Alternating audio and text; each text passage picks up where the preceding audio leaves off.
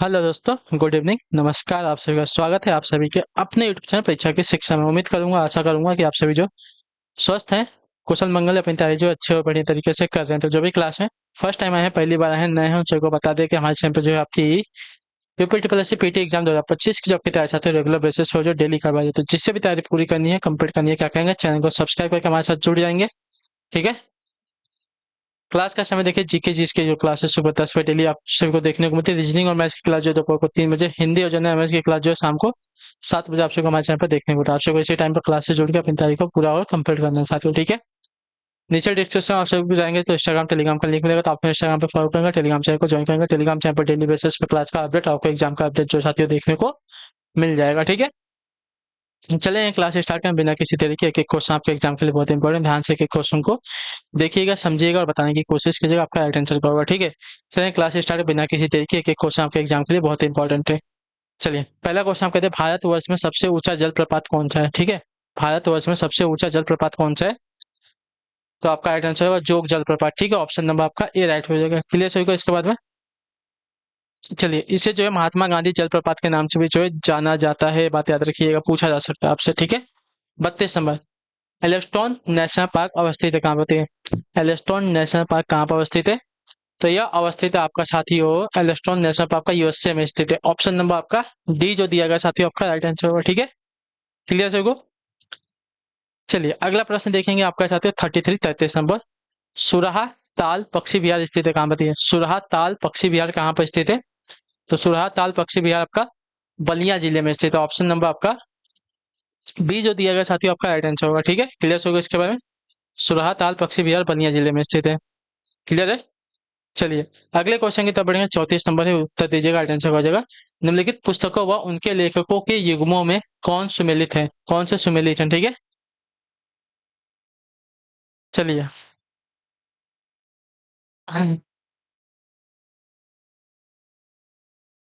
तो यहाँ पे आपका सुमेलित अगर देखा जाएगा साथियों, हिमालय उड़ीसी, हिमालय उड़ीसी जो दिए गए MP वीरेंद्र कुमार से संबंधित है। ठीक है।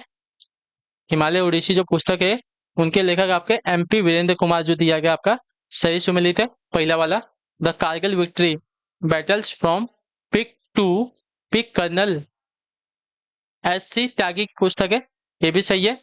और उसका जो तीसरी पुस्तक है, one life in not enough, Natwar Singh की पुस्तक है। ठीक है। यानी कि पहला, दूसरा और तीसरा सही है, लेकिन ग्वालियर डायस्पोरा, डायस्पोरा जो दी गई है प्राइड ऑफ इंडियन रजत कपूर की पुस्तक नहीं है। ठीक है। यानी कि ये वाला आपका गलत हो जाएगा, यानी कि 1 2 और 3 आपका सही हो जाएगा। तो इसका स्क्रीनशॉट ले लेंगे, फिर हम बढ़ेंगे अगले क्वेश्चन की तरफ। ठीक है।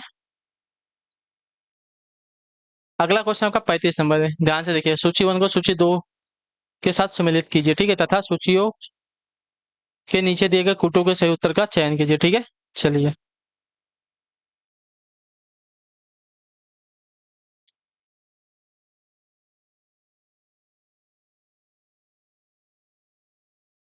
देखते हैं क्या दिया गया है।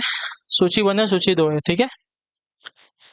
स्टील अथॉरिटी ऑफ इंडिया, ठीक है, स्टील अथॉरिटी इंडिया लिमिटेड। तो स्टील अथॉरिटी इंडिया लिमिटेड जो आपका दिल्ली में है। ठीक है। हिंदुस्तान जिंक लिमिटेड की बात करें तो आपका उदयपुर में है। ठीक है। हैवी इंजीनियरिंग कॉर्पोरेशन आपका जो है रांची में है। ठीक है। इंस्ट्रूमेंट क्या, इंस्ट्रूमेंटन्स लिमिटेड जो आपका कोटा में है। क्लियर सभी को।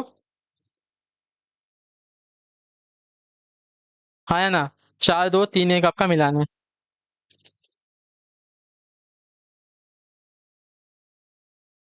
चलिए स्क्रीनशॉट ले लिया आपने। अगले क्वेश्चन की तरफ बढ़ेंगे। आपका 36 नंबर क्या देगा। भारत का सबसे छोटा केंद्र शासित प्रदेश कौन सा है। भारत का सबसे छोटा केंद्र शासित प्रदेश कौन सा है।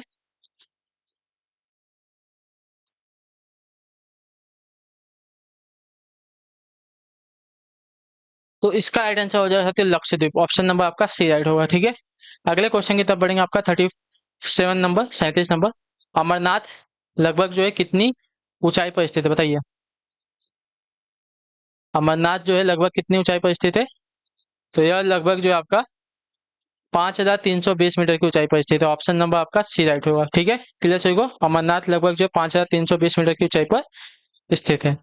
अगले क्वेश्चन की तरफ बढ़ेंगे। आपका 38 नंबर 38वां, भारत का प्रथम तितली उद्यान कहाँ पर स्थित है? बताइए, भारत का प्रथम तितली उद्यान कहाँ पर स्थित है? तो यह स्थित है साथियों आपका बनगट्टा जैविक उद्यान, बेंगलुरु में। ठीक है, ऑप्शन नंबर आपका ए राइट होगा। क्लियर होगा इसके बारे में?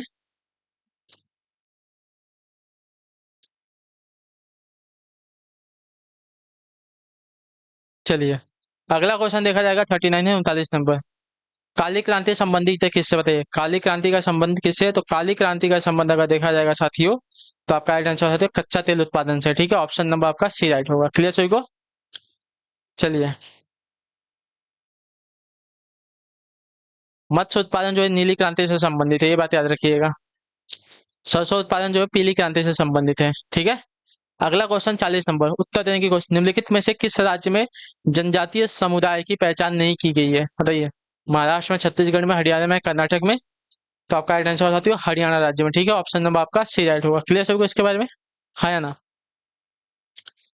हरियाणा राज्य में जनजातीय समुदाय की पहचान नहीं की गई है। ठीक है, अगले क्वेश्चन की तरफ बढ़ेंगे। 41 41 नंबर, पाकिस्तानी सीनेट में विपक्ष की पहली महिला नेत्री कौन थी? बताइए, पाकिस्तानी सीनेट में विपक्ष की पहली नेत्री कौन थी? तो इसका राइट आंसर हो जाएगा साथियों शेरी रहमान। ठीक है, ऑप्शन नंबर आपका सी राइट होगा। क्लियर सभी को इसके बारे में? पाकिस्तानी सीनेट में विपक्ष की पहली महिला थी आपकी शेरी रहमान। अगले क्वेश्चन की तरफ बढ़ेंगे आपका साथियों। 42 नंबर, निम्न में से कौन सा सही है? ठीक है, सही कौन सा हमें वो बताना है। तो जाकिर हुसैन भारत के पहले मुस्लिम राष्ट्रपति थे, वाला पहला कथन आपका है सही है। ठीक है, चलिए, अगला प्रश्न देखेंगे आपका है 43 43 नंबर, उत्तर दीजिएगा। उत्तर पूर्व ग्रामीण, ठीक है, उत्तर पूर्व ग्रामीण आजीविका परियोजना में किस अंतर्राष्ट्रीय संगठन से सहायता की थी? बताइए, उत्तर पूर्व ग्रामीण आजीविका परियोजना में किस अंतर्राष्ट्रीय संगठन ने सहायता की थी? तो इसका राइट आंसर हो जाता है विश्व बैंक ने। ठीक है, ऑप्शन नंबर आपका ए राइट होगा। क्लियर होगा इसके बारे में? हाँ या ना? चलिए, अगला क्वेश्चन देखेंगे साथियों आपका है 44 नंबर, निम्नलिखित में से किस तारीख को जो है अंतर्राष्ट्रीय शांति दिवस के रूप में मनाया जाता है? तो इसका राइट आंसर हो जाएगा साथियों आपका 21 सितंबर को। ठीक है, ऑप्शन नंबर आपका बी राइट होगा। क्लियर है सभी को? चलिए, अगला आपका 45 नंबर क्वेश्चन, ध्यान से देख के उत्तर देंगे। क्या दिया गया है? किसको जो है वृषभ चक्र और अश्वयुक्त सारनाथ का सिंह चतुर्मुख शीर्ष स्तंभ शीर्ष राष्ट्रीय प्रतीक के रूप में जो है भारत सरकार द्वारा अंगीकृत हुआ था? तो इसका राइट आंसर आपका होगा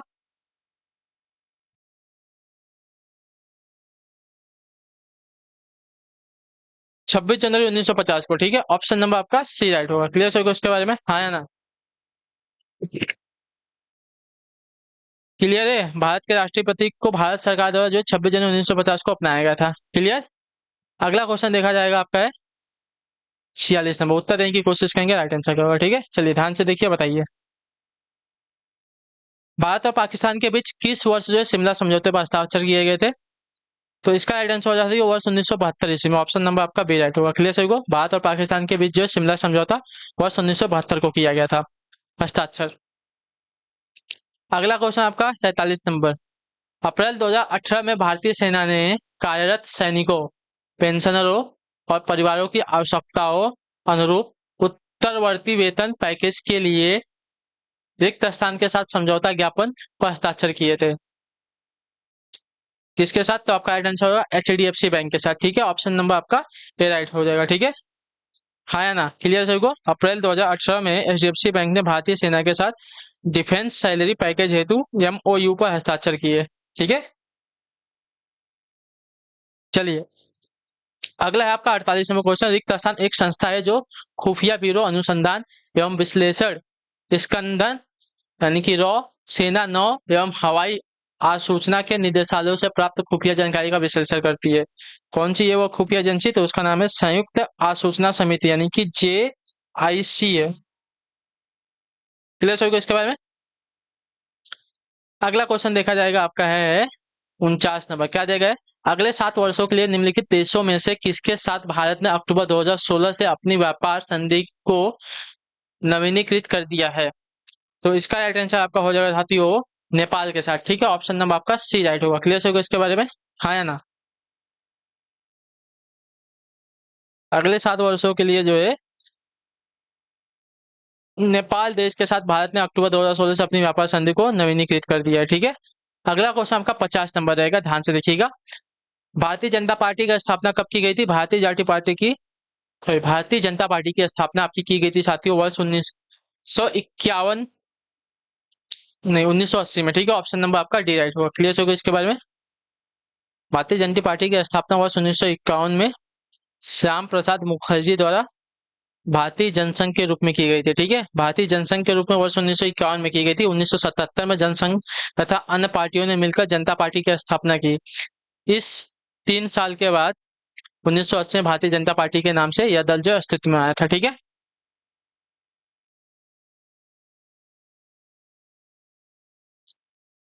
अगला क्वेश्चन आपका है 76 नंबर। उपल और उत्पल युग्म का सही अर्थ क्या बताइए?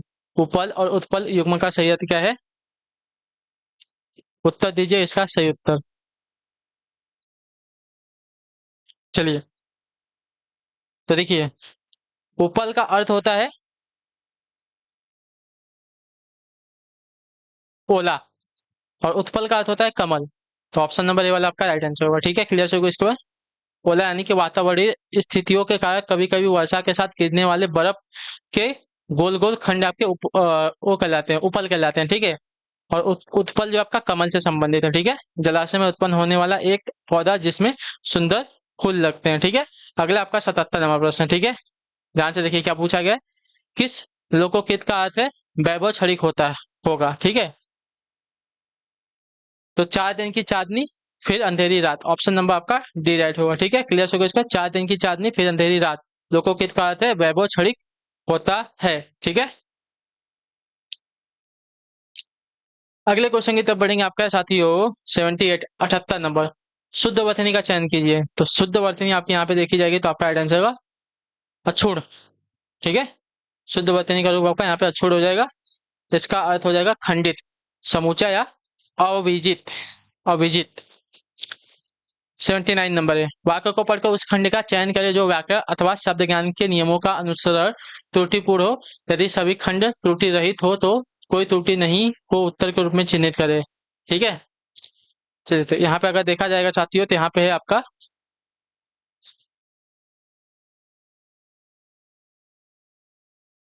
वाक्य में क्रिया संबंधी त्रुटि कौन सी हो जाएगी? तो देखिए यहाँ पे अगर देखा जाए, यह एकदम असंभव सा प्रतीत होता है कि सामने शिकार देखकर भी शेर चिघाड़ना शुरू न करे। ये वाला आपका यहाँ पे अशुद्ध है। ठीक है,